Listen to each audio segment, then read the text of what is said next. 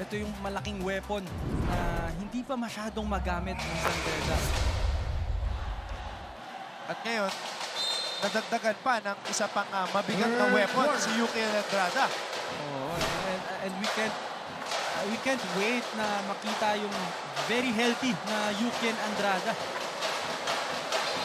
And Castillo again draws another foul.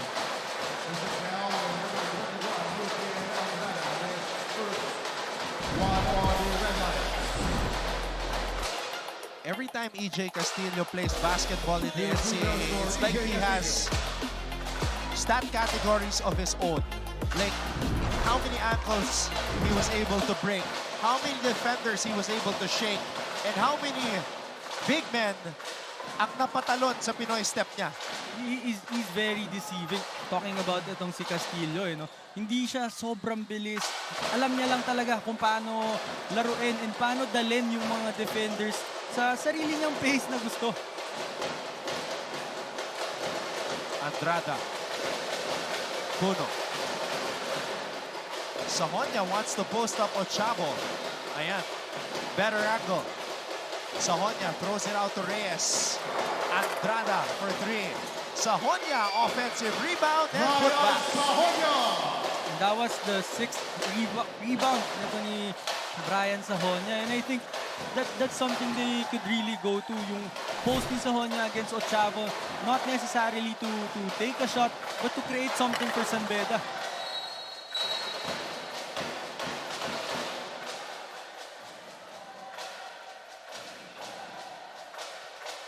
Let's get an update at courtside from Flo Del Agua.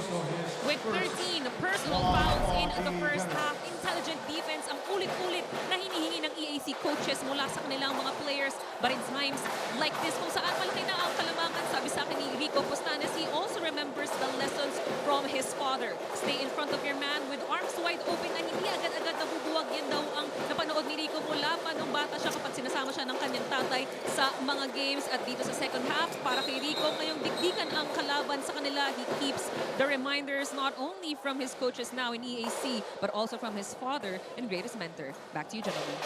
Go naman, Renzo, what's the best advice that you got from your father who was also a player in the PABL?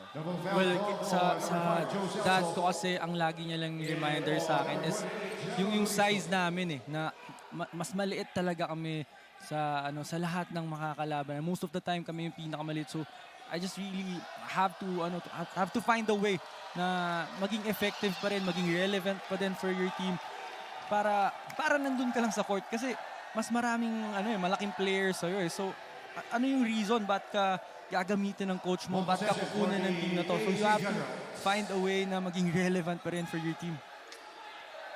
So, kumbaga, like he gave you that perspective na this is who we are and just find a way to, as you said, like make an impact.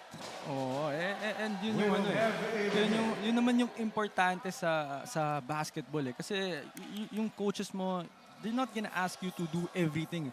You're assigned a role na kailangan mong laruin ng maganda. And for us nga na katulad niya nung sinasabi ng dad ko na point guard kami. So there has to be something special with you na para gamitin ka, para kunin ka ng mga teams. Must have been a great moment, no? Nung nag-junior NBA ka. I'm sure your dad was pretty happy about that. Oh, and I think that was the first time na may ganun ako kalaking team na nasalihan eh. Kasi I think I was 14 years old that time. I wasn't even playing in the NCAA yet.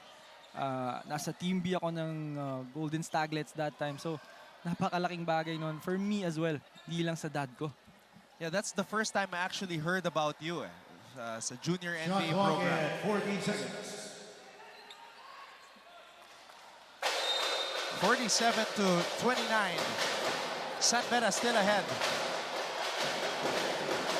Reyes putting it up and Omandak nearly losing the basketball. Castillo pulls up. Reyes with the rebound.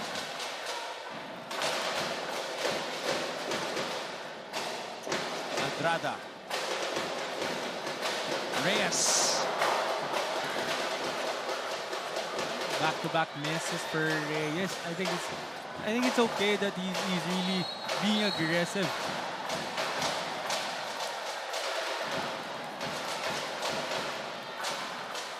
Holding down on number 1, John Kapuso, his first 3 on the red irons. Coach Yuri is adamant about that last ball. Okay, tignan niyo yung banggaan ni Bagay ang 18 puno seconds dito. on the shot clock. Oo nga. Well, it happened right in front of Coach Yuri. That's why he was really mad na ganun yung nakuha nilang tawag.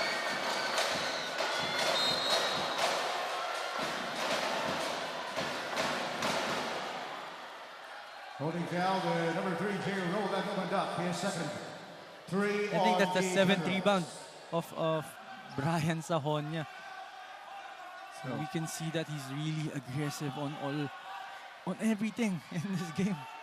Oh, Brian with 7 rebounds. You're correct. 4 assists, a steal, and 4 points. So a little bit of everything for San Beda. And that's your leader right there.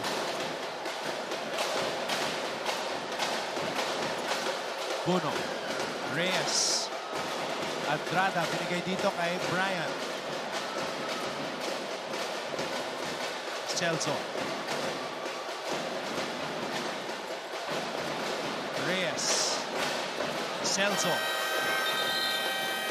And one of the rare times na Shot clock violation. naubusan ng oras ang San Beda. Oh, a little bit too unselfish that time. I thought Brian Sahonia had the shot already. I thought Reyes had the shot already. Pero they were really trying to look for the best possible shot that possession. Kaya naubusan sila ng oras.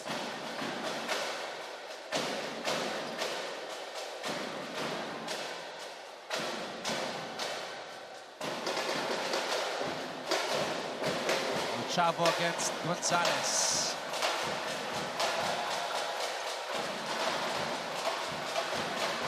Parang nanggigigin si Bagay kay Puno eh. Oh, he believes he can really take on Puno, which is a lot bigger than him. He asked for that post-up. Nagbabanggaan pa sila dito. Oh, even on the defensive end, itong si Bagay talagang gustong i-challenge si Puno kahit wala pa siyang bola. Andrada. Oh, no. Ayan, kanina pa natin napapansin yan. Nagbibigayan. Puno at Bagay.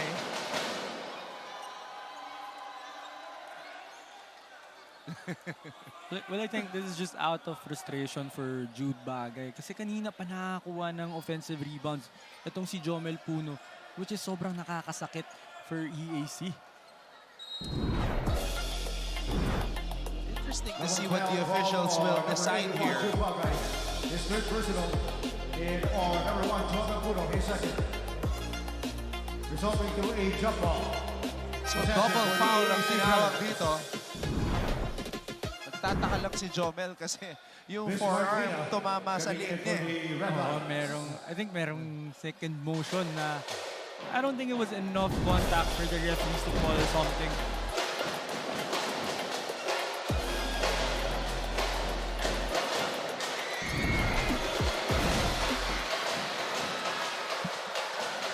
Umanda. Sahonia. Gonzalez. Puno.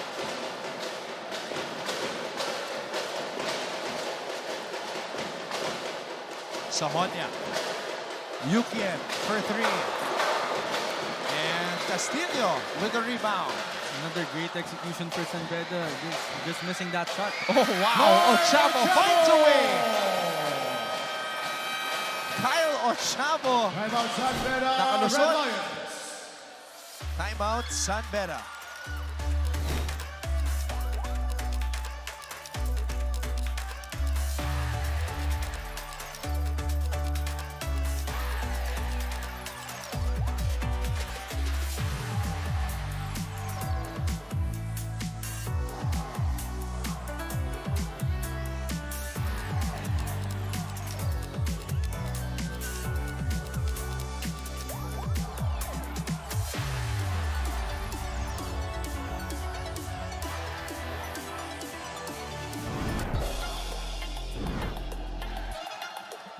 Kyle Ochavo. Nakalusot.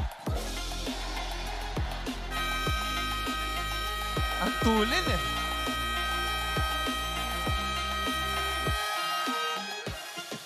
And this reflects what you were sharing earlier about the teachings of your dad. Na, don't let your size limit what you can do on the court.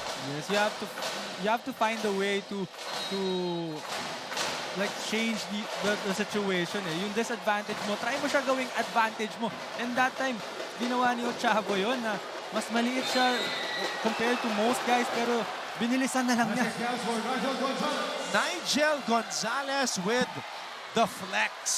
And I think he had every right to flex talking about Nigel Gonzalez. Woo! Sumabay ka ba? Nigel Gonzalez. Sheesh!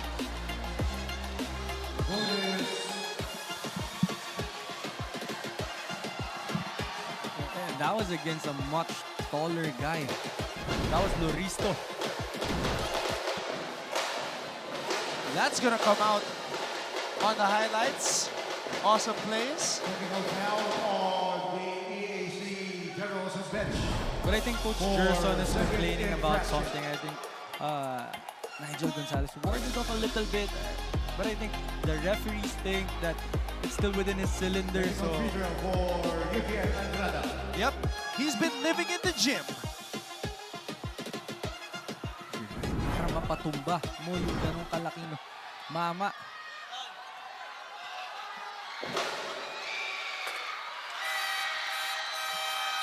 Shanoda coming in for the Generals.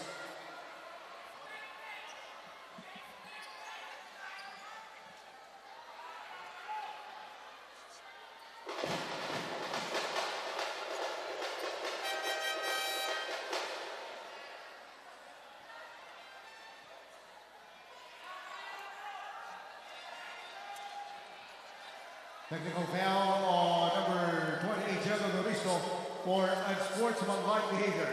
That's his fourth. General Loristo called for a technical foul for unsportsmanlike behavior, and he's on the bench. Oh no. I think on his way out.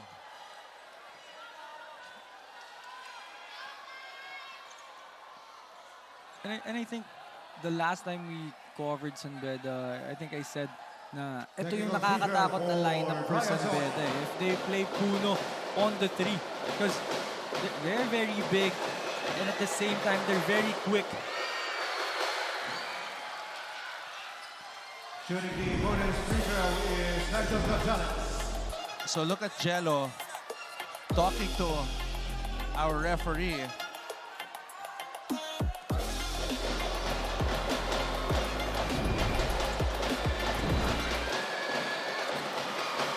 Yan yung mga ang sarap na pag-usapan sa mga podcast.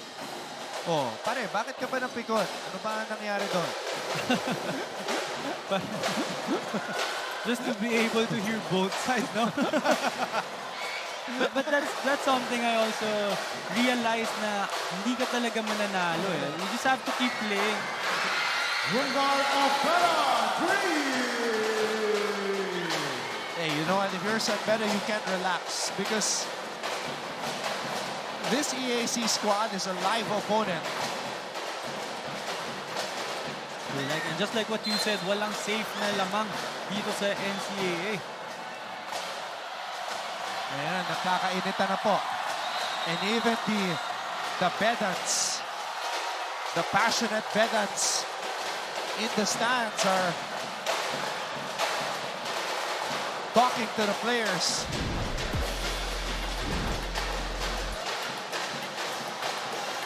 Oh. Nigel did not appreciate that.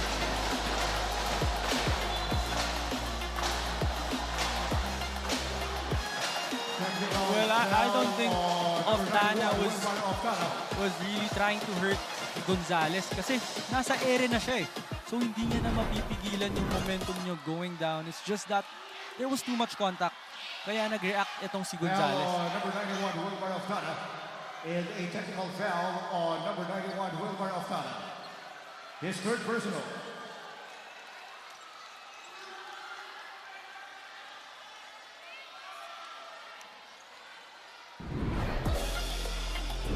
Technical free throw for So here's another angle. Yeah, tsaka nag-lead down pa si Nigel. Yun nga lang, it just didn't look good because it looked like a flying knee. Oh, but Nigel was trying to save the ball. Kaya siya napayuko ng konti. While itong si Oftana already jumped. Kaya nasakto lang yung tuhod niya doon sa ulo ni Nigel.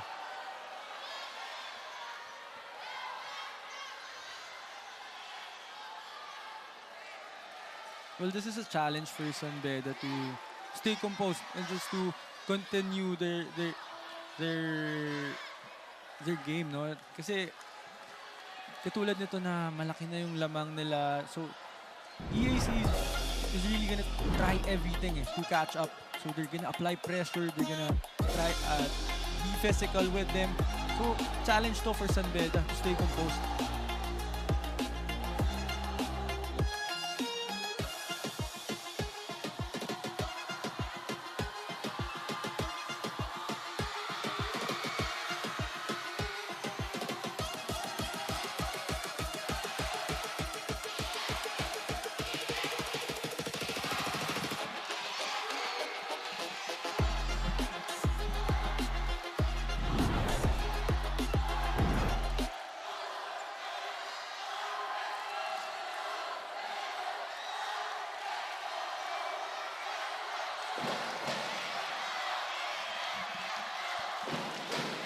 So this is a long review.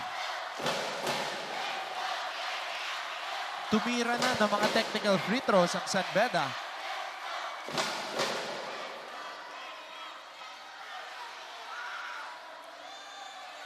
Nigel coming over to Oftana. Nagkamayan na yung dalawa. The two primary players involved that resulted in this long review that is still ongoing.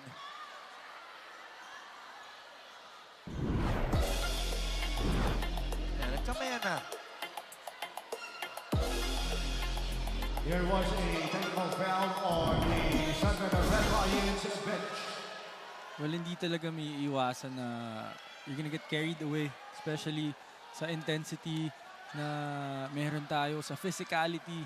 Hindi talaga may iwasan eh.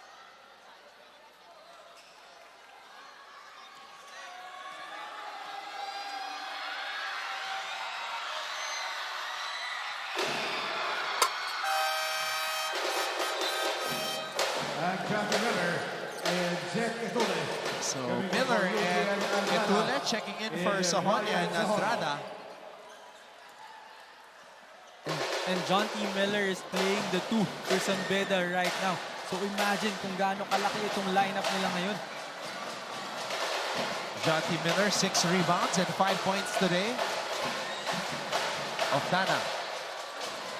Castillo on the pull-up. Short, Miller.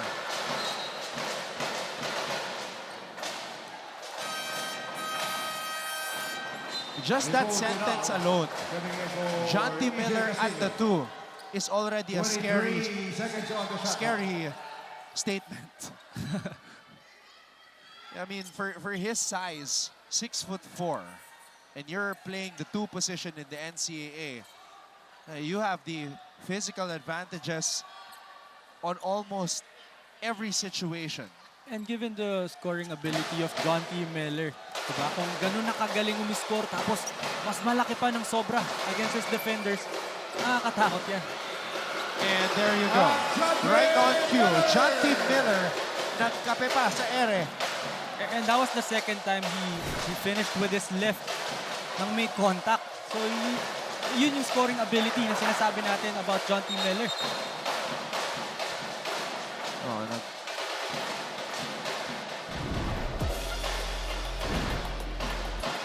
Puno recognizing that John T. Miller was ready to take off. And look at the hang time. lot of highlights in this game today. Free throws for Jomel Puno. And imagine, Jomel Puno running the break for you and giving an assist to John T. Miller. If they were in North America, that's how they would be playing. Puno at the 1, Miller at the 2. Kasi si Jomel, uno talaga ang gusto niya eh. It just so happens that here in the Philippines, masyado siyang malaki. Binawasan niya pa nga yung height niya eh. But you're right, talagang yung skill set nito ni Jomel Puno and yung approach niya sa laro is a guard talaga eh. Phil Pushing Canadian, foul, number 7, Bismarck Lina, penalty. John T. Miller from California, so it's that Phil Phil Can connection. Second foul on Bismarck Lina. 2 free throws for Wilmar Ofada. But I think for EAC, itong penalty situation ng San Beda right now is really something they could maximize. They just have to keep on attacking, just keep on being aggressive. Makakuha sila ng maraming free throws. They have an opportunity to score with the time not running. Malaking bagay ito for them kapag ma-maximize nila to.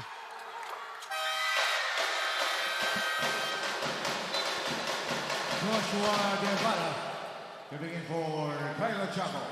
Devara coming in for the first time here.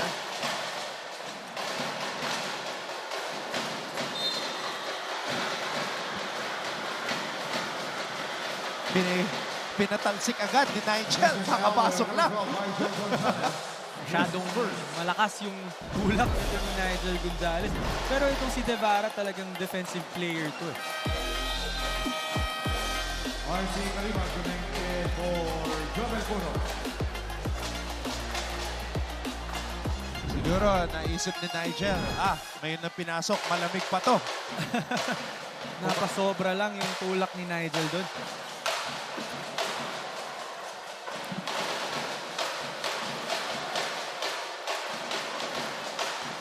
Oh, Miller off to the races. John T. Miller with the finish. And another sidestep for John T. Miller against a smaller guy.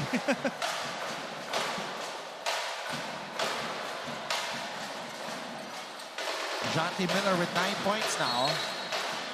And that's a foul on Miller. Yung laro nitong si John T. Miller, parang effortless basketball. And he's not trying to overpower yung mga defenders niya. Talagang tinatalo niya with skills. Yun yung maganda kay John T. Miller. Because we've been talking about it na he's a lot bigger than his defenders. Pero he's not trying to overpower them. Tsaka, kalmado lang siya maglaro eh. Except in the JRU game. That was the first time I saw John T. a little bit hyped and trying to hype up his teammates as well. Alright, so ito yung kalmadong John T. Miller, which is very scary for every team na makakalaban nila. And there was also a little bit of frustration on Miller's end during that JRU game. Naalala mo yung sinubukan niyang daktakan yung isang player? Oo, pero yung JRU kasi talagang matatapang yung players eh. So even with John T. Miller trying to throw that down, it's a challenge talaga nila yan. Bagay against Kalimak. Bagay on the fadeaway. And I think this is something that worked for EAC, their previous games. Talagang yung post-up ni Baga, yung isolation niya na ngayon lang pinuntahan itong EAC against San Beda. Bismarck Lina. Bismarck hasn't gotten a lot of post-up opportunities today. That's actually his first basket as we see this fadeaway from the post. Mula kay Bagay. Well, I think the reason why na ito pa lang yung unang mga puntos ni Bismarck Lina is yun talaga yung sinubukan i-cover ng EAC. That's why they're playing the zone. Kaya sila nagsiswitch up ng defense para hindi masyadong mabigyan yung ilalim.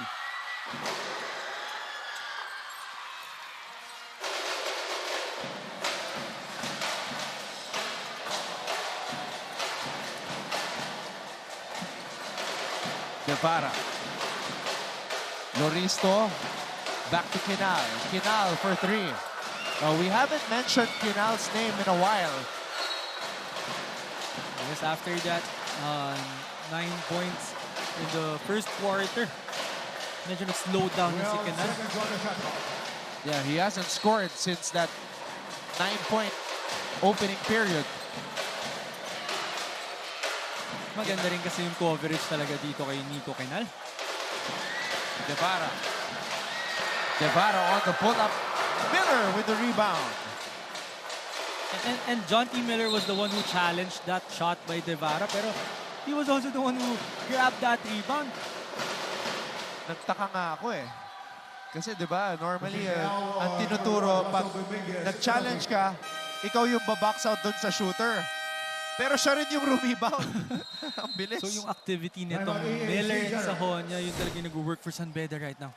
Miller with 8 rebounds in this game as San Beda leads by 20.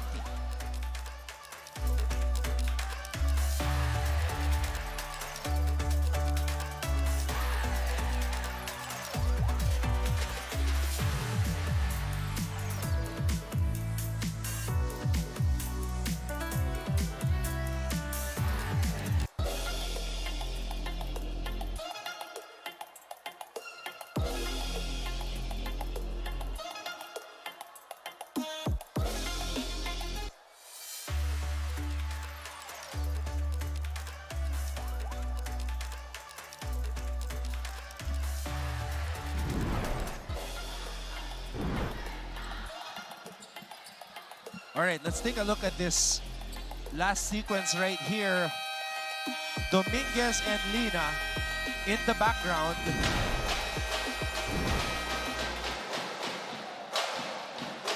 Well, they've been at it talking about Lina and Dominguez. Earlier, Dominguez was trying to post up Lina, kaya medyo nagkakakiskisa na sila dun. Shooting 2 free throws is Bismarck Lina.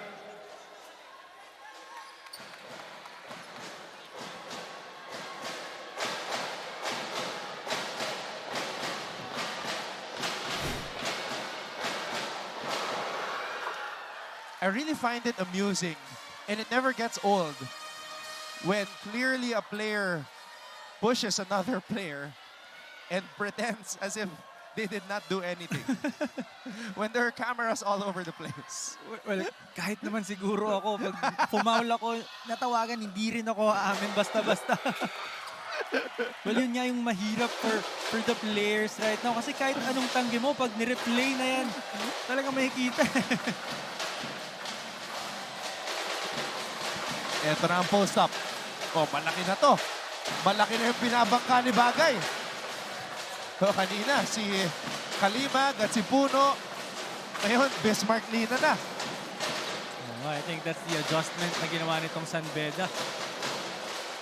Lina wants it against Loristo. Miller to Kalimag. Etule. And Loristo with a box out. So Nigel Gonzalez was asking for it on the right wing. Hindi binigay nito ni Etule.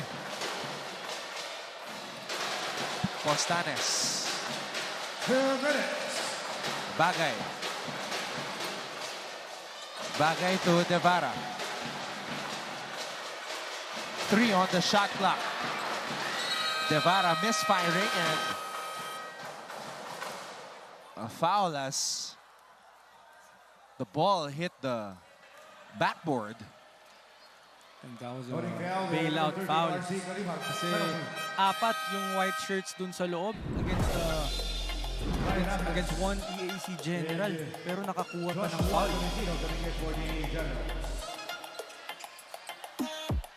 And that's another example of what you were saying. Hawak ni Kalimag that time.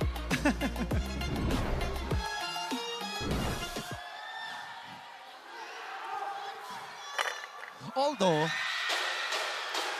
sa sequence na yun, I think it's debatable na walang ginawa si Kalimag doon. I think it was Postones who had the position Oo. And nag-react lang itong si Kalimag. And I think nabenta ng maayos yung tawag. Yun, kaya siya nag-react ng ganon si Kalimag. Nabenta eh. Gonzalez to Kalimag. Miller for 3.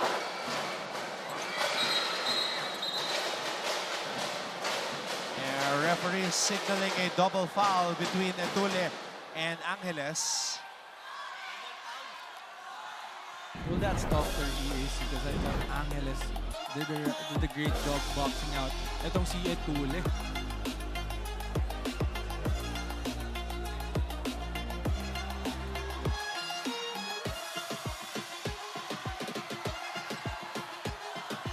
Coming down ball on number 15 of Seth Etule. And on number 0, Brian Adams. So double foul. The initial call stays.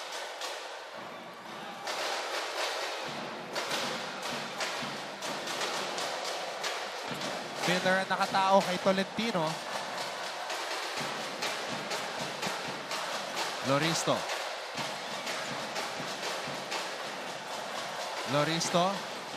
Tolentino on the pull-up. Joshua Tolentino, 3!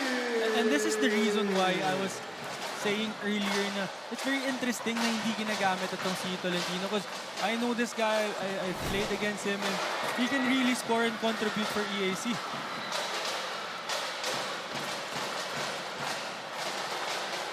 Tolentino. Oh, sumabit. And Nigel is not protesting, so Knocking foul, number 12, Nigel Gonzalez. I think he's one of the few guys na umamin sa foul na nagawa niya. di nag-protest eh. Ryan Sonia. Nakaisa kasi si Tolentino, kaya talagang challenge na ni Nigel. 3 free throws for Joshua Tolentino. Ayun, well, malinaw naman na sumabit. I think that was a great challenge for Gonzalez but he went across Tolentino's body kaya nakuha yung foul niya. And again, itong si Tolentino, nakalaban ko to nung rookie year niya with EAC. Talagang napakatapang nitong point guard na to. Talagang very offensive-minded din. Kaya I'm sure makaka-contribute to ng malaki for EAC. You know what? Much respect to the Emilians. They're down by 16. They're still cheering, celebrating as if it was a close game or as if EAC was ahead. And ito yung gusto mo na support na makukuha mo from your crowd if you're EAC. Talagang hindi ka mawawalan ng pag-asa. I mean, if you were not showing the scoreboard, iisipin mo na lamang pa yung EAC eh. Oh. Based on the crowd, the crowd reactions. Yeah. And talagang I'm sure itong EAC pipilitin na makahabol and subukang makuha itong panalo na to for their supporters. Etule, corner triple. And the question is, how do you stop San Beda if even Etule is making those 3-pointers?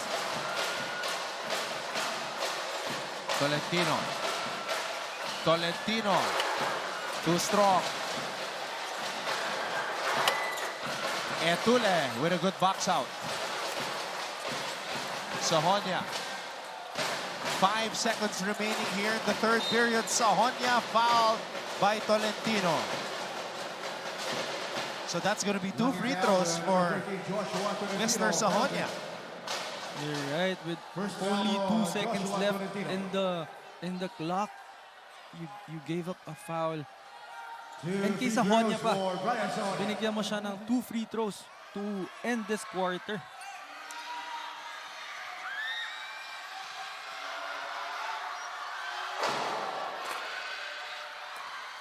Brian sinks the free throw. Prior to that, he was 0 for 1. Quiet scoring afternoon for Sahonia. Just 4 points, but he does have 7 rebounds, 4 assists, and 2 steals. Well, ito nga yung role na tinatry niyang gawin para sa San Beda. Yung pagiging leader niya. At the end of 3 quarters, in 65. So that will do it for the third quarter. San Beda leads EAC 65-46.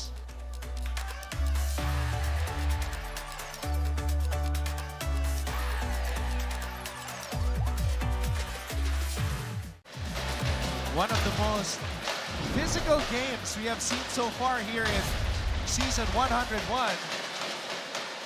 San Beda versus EAC as the Red Lions look to get back on the win column. And it was really that second quarter that set the tone, Renzo, for this game.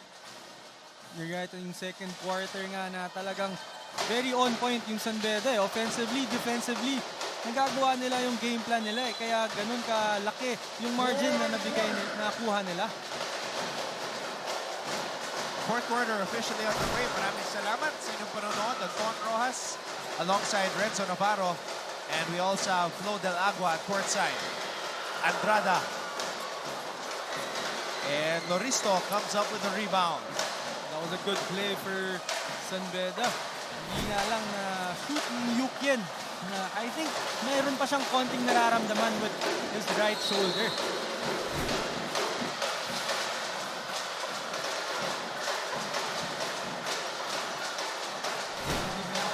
And the coaching staff is asking Yukien if he wants to be taken out. And I think Yukien decided to sit this one out first. Para I think meron talaga siyang nararamdaman kasi kanina niya pa sinisenyas.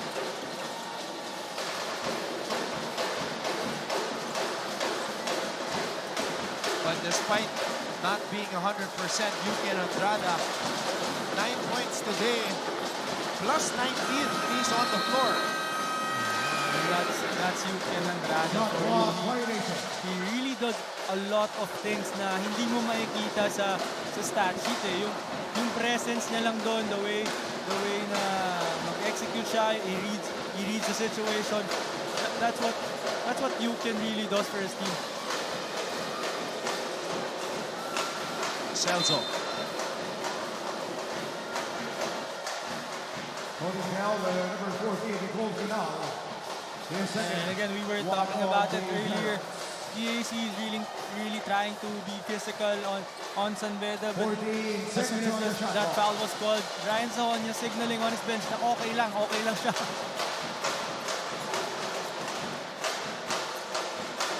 Reyes. 2 point guards on the floor, Renzo. Reyes and Estacio. Well, I think after that Spain action, I think it was Estacio or Reyes who had a shot already. In second, 2 on the Generals. 14 seconds on the shot clock. Celso. Celso to Etule. Etule to Sahonia. Sahonia to Reyes. Reyes has to shoot. And Etule rises up for the rebound and put back. And you know what, Anton? Itong si Etule reminds me of nung rookie year ni Calvin Oftana. For San Beda, ganyan ang ginagawa niya. Talagang nasa corner, three-pointer. Tapos yung mga offensive rebounds, kinukuha lahat ni Calvin Oftana during his rookie year. Calvin Oftana, former NCAA Rookie of the Year. And Sahonia comes up with a board. I think that's 8 for Sahonia.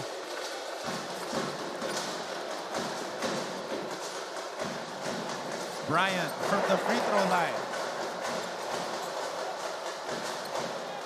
I think Brian was too open that time kaya hindi niya na-shoot. Mas sanay siya na may depensa.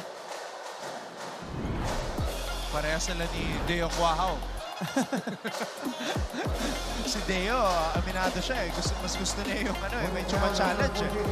Well, for those players kasi na talaga mga dead shot shooters, when they're working out on those shots, talagang ini-imagine nila na may defender yan eh. Kaya pag biglang wide open sila, minsan mas masama pa yun for them. Coming in for Zeditole.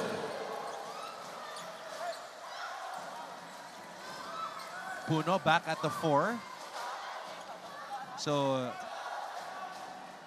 interesting lineup. 2-point guards. You've got Sahonia, Puno at the 4, and Celso at the 5. Let's get this update first from Flo Del Agua. Early in the season, maraming bedista ang nag-alala kung ito na ba yung team na kayang mag-champions this season. And at that time, one major missing piece ay ang kailangan na si Jomel Puno. But with his presence today, it is obvious that Jomel may have started the season late. But as he told me a few minutes ago, the important thing is I am here now. So with San Beda recalibrating right in front of us, let me ask this again. Ito na ba yung team na kayang mag-champions this season? Well, it's far from over, but the scoreboard now could give us an idea. It's on and A lot of people were saying that this lineup that San Beda has going into season 101 is championship caliber. Well, this is a very deep lineup, and with the system that they have, if everybody buys in, talagang malayo mararating nitong squad na to. Sahonia. And the good thing about season 101 is there are a lot of teams that you can say are championship caliber. Yun nga yung maganda sa sa teams natin ngayon, and with the format as well.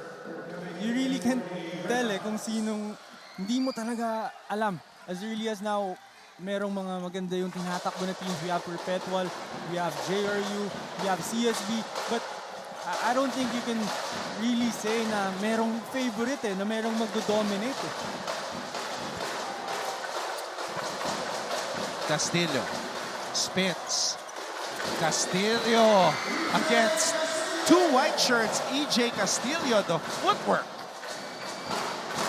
That's a great move by Castillo. Very creative and very crafty with that move. Miller. Ochavo picks up the loose ball. Ochavo spins into trouble. I think that was a little too deep for Ochavo. I thought he had a floater already. Lina.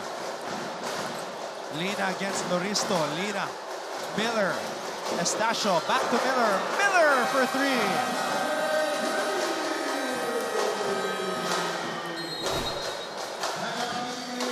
Shanti Miller with 12 points to lead all scorers. It is a 22-point lead for San Beda.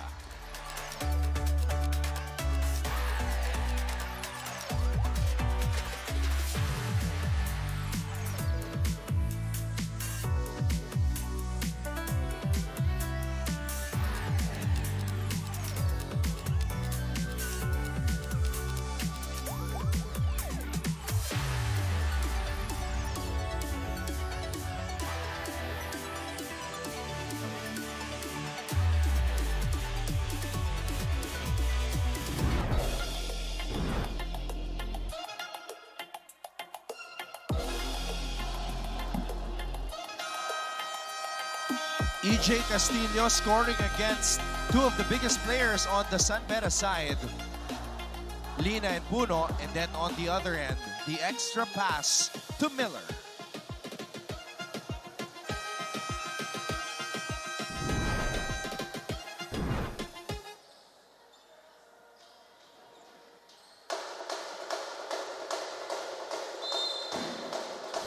.22-point advantage for San Beda.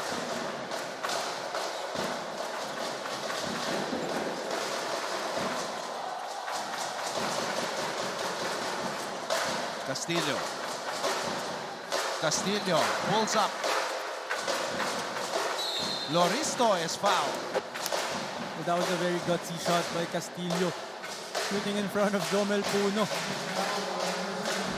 That was a great rebound by Loristo. And they need a lot of this. Talking about EAC Generals, kailangan nila ng maraming possessions.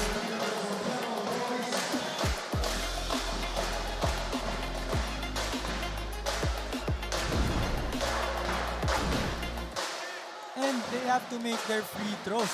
Kasi ito yung ito yung perfect situation for them. Naka-stop yung time pero meron silang opportunity to score.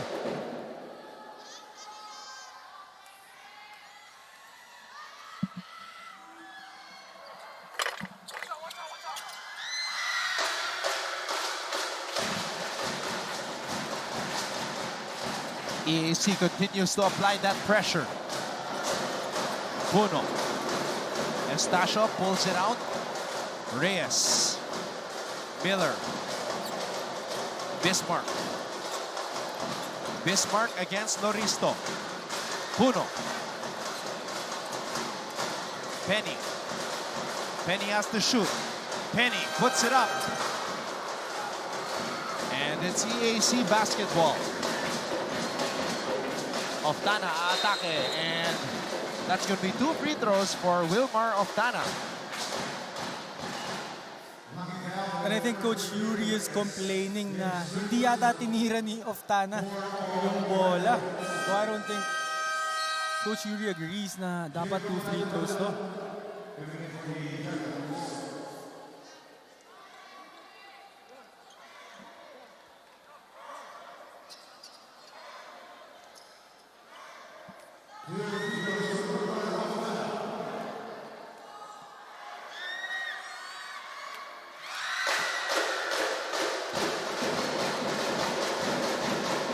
First free throw is good for Wilmar.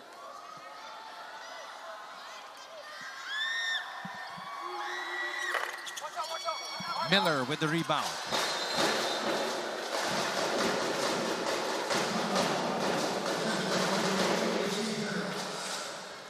Miller is 1 rebound away from a double-double. And we've been mentioning yung activity nito ni Miller and Sahonia. Pareho sila na they play the one spot or 2 spot, pero sila yung kumukuha ng rebounds. And that's your double-double. Talking about John T. Miller.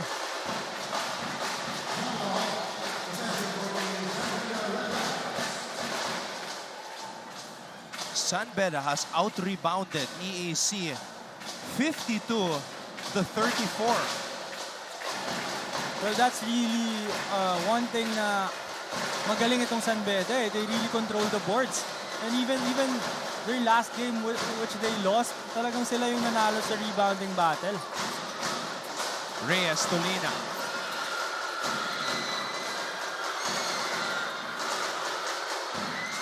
EAC forces a turnover.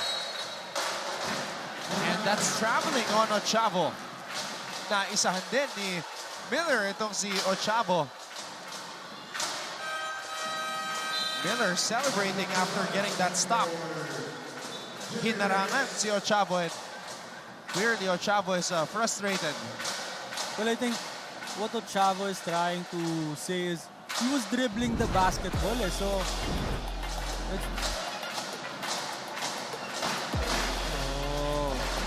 I think naipit yung bola sa tagiliran ni Ochavo kaya may traveling. Bismarck, double team. Puno with a finish. Oh man. Can you really believe na itong si Bismarck Lina yung perfect guy na bigyan mo ng bola sa post? Kasi hindi lang yung pag-score niya yung kaya niyang gawin. He can really locate those cutters from the weak side and the strong side. Kaya maraming nangyayari kapag hawak ni Bismarck Lina yung bola sa post.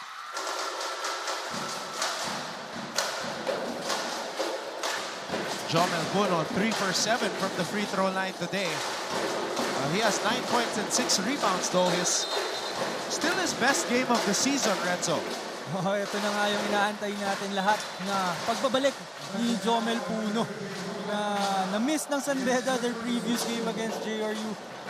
And sabi nga ni Flo kanina na medyo late nag-start itong si Puno, but the important thing is here right now. And I'm very excited sa mga next games pa ng Beda. Lina, double team. Ayan na naman. Jomel Puno. And that's going to be a foul right there. Same play, Renzo. Oh, very simple, no? Yung post lang kay Bismarck Lina. And kanina ko pa nga sinasabi na itong si Bismarck Lina, he's very smart, he's very patient. Kaya nakikita niya yung mga ganong cutters.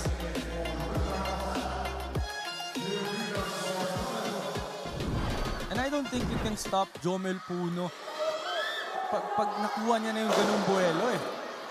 Right now, the only thing stopping Jomel Puno is himself. As he's been missing from the free throw line. And I'm sure itong sila Coach Yuri, sila Boss Jude Roque, hindi pa paalisin ng gym to bukas kapag hindi ka pa 50 free throws or 100 makes. That's now 3 for 9 from the free throw line. Sayang.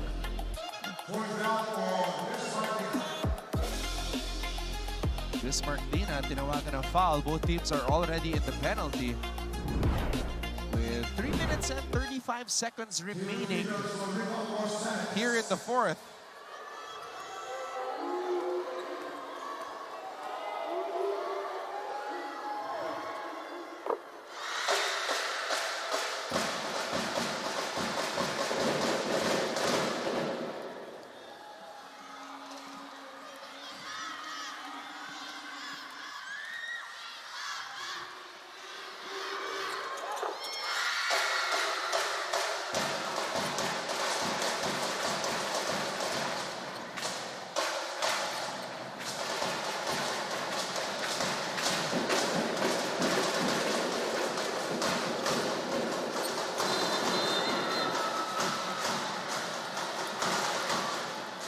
Oh wow, si Bismarck pa tinawagan ng foul doon. Bismarck feels that he was hit. Ngayon, malalaman natin yung katotohanan. I think Bismarck Lina wasn't in a legal position to give that screen. I think binaba niya kasi yung balikat niya eh. Pero I think he got hit as well. Yeah, by a flying shoulder. It was off of that reaction of Bagay after that hit from Lina.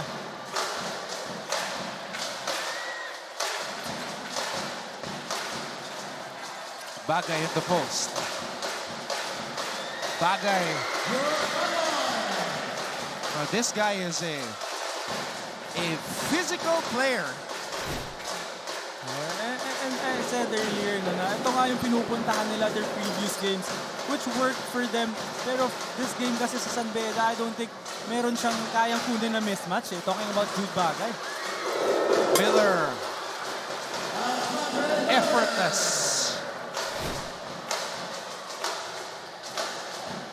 And that was just too easy for John T. Miller.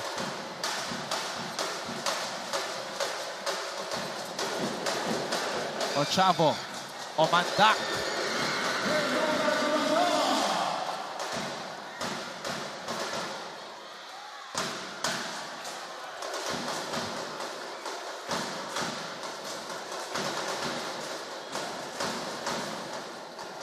Miller from the corner.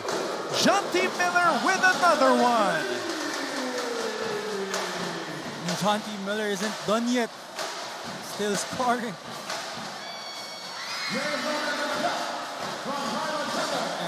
Back-to-back baskets for Omandak off of the assist of Kylo Chavo.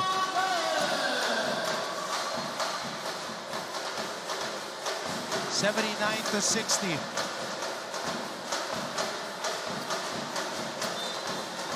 And that's traveling on Estacio. Again, that was another shot for Estacio. Sana, I think he was wide open already. Too small, sabi ni Jonty Miller.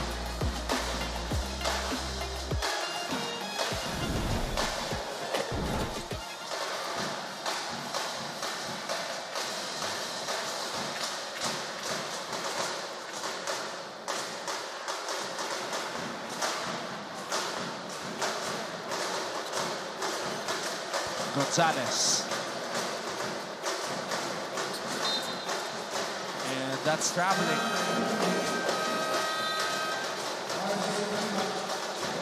But you also have to commend itong EAC, no? They really tried to slow San Beda down. It's just that napakaganda ng execution kasi ng San Beda eh. And talagang they came here in this game very prepared and ready talaga to play against EAC.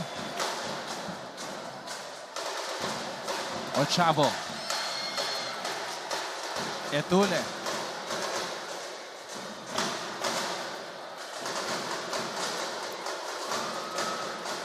Etule.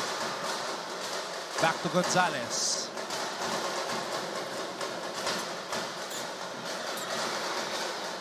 Five on the shot clock. Kalimag. Could not connect with Songkuya.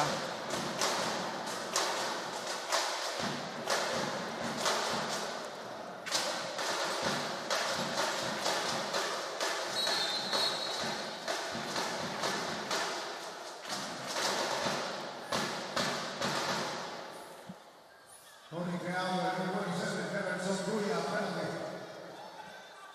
First down on Veteran Songuya. The officials here go to the Manda.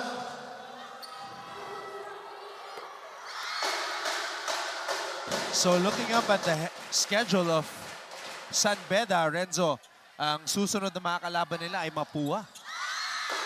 And sobrang gandang laro yan na paparating, especially with San Beda playing this way. And we hope na mas healthy na Yukin Andrada yung makikita natin for that game. I'm sure that that's gonna be a great one for all the NCAA fans and for both teams as well. Tsaka yun ang unang beses na makakalabanan ng San Beda yung mga teams na wala sa kanilang group. So that's the first time actually na magko-crossover ang Mapua at San Beda, and possibly the only meeting, unless of course magharap ulit sila sa playoffs. Well, that's one more motivation for you, you know, especially if you're San Beda and you want to go up against the defending champion and nasa kabilang group sila, gagalingan mo talaga para umabot ka dun sa next level, sa finals, para makaharap mo pa sila.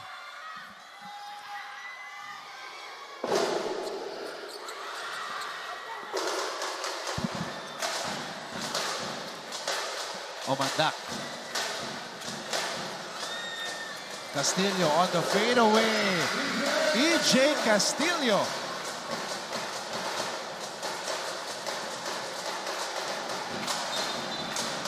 Oh, pumaul pa.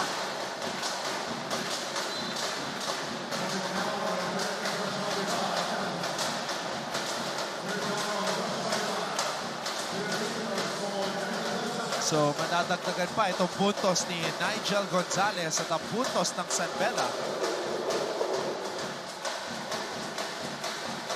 Well, if San Beda is gonna continue playing this way, there's gonna be a problem for the whole league.